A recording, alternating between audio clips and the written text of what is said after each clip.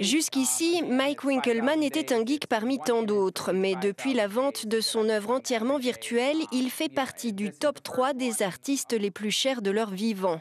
Un record qui révolutionne le marché de l'art numérique, resté longtemps confidentiel, mais qui n'étonne pas ce formateur dans le secteur des nouvelles technologies. Et là aussi, on voit qui maintenant possède cette œuvre. Donc là, c'est Meta Kowan qui a donc acheté cette œuvre.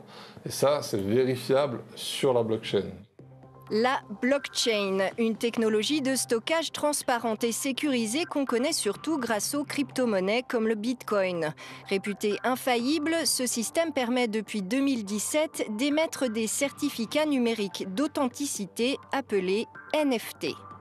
Ça fait plusieurs années qu'il y a des artistes qui proposent des NFT de cette façon-là.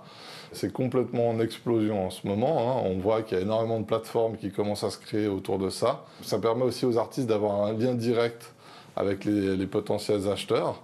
Et puis ça permet aussi de faire une œuvre, de la rendre unique.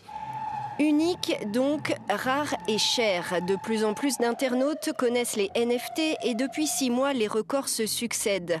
Les enchères se font en Ethereum, une crypto-monnaie, et prennent complètement de court les acteurs habituels du marché de l'art.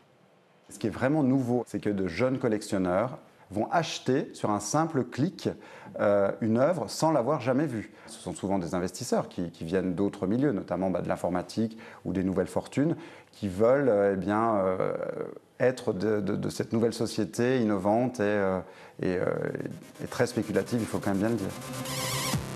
Une bulle spéculative autour de l'art numérique comparable à la bulle Internet des années 2000, notamment parce que pour beaucoup de collectionneurs, la dimension artistique reste secondaire, seule la rareté compte.